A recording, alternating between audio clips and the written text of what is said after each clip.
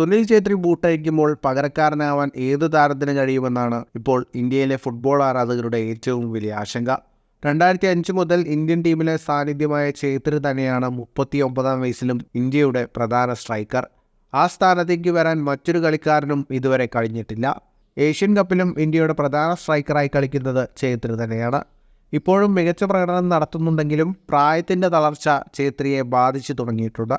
നിലവിൽ ഛേത്രിക്ക് പകരക്കാരനാവാൻ കഴിയുക ഒരു കേരള ബ്ലാസ്റ്റേഴ്സ് താരത്തിനാണെന്ന് ഇന്ത്യൻ കോച്ച് ഇഗോർ സ്റ്റിമാക് പറയുന്നു. സുനിൽ ഛേത്രിയുടെ അഭാവത്തിൽ പകരക്കാരനായി ഉണ്ടാകുമെന്ന് ഞങ്ങൾ വിശ്വസിക്കുന്നത് കേരള ബ്ലാസ്റ്റേഴ്സിൻ്റെ ഇഷാൻ പണ്ഡിതയെയാണ്. ഇഷാന്റെ കാര്യത്തിൽ ഞങ്ങൾ കുറച്ചുകൂടി ക്ഷമ കാണിക്കേണ്ടത് അത്യാവശ്യമാണ്. ബെഞ്ചിൽ നിന്നും വന്നതിന് ശേഷം ലഭിക്കുന്ന അവസരങ്ങൾ കൃത്യമായി മനസ്സിലാക്കാനുള്ള കഴിവ് അവനിലുണ്ട്, സ്റ്റിമാക് പറഞ്ഞു. ഏഷ്യൻ കപ്പിലെ ആദ്യ മത്സരത്തിൽ ഇഷാൻ പണ്ഡിത കളിച്ചിരുന്നില്ല. രണ്ടാം മത്സരത്തിൽ പകരക്കാരനായാണ് ഇഷാൻ പണ്ഡിത ഇറങ്ങിയത്.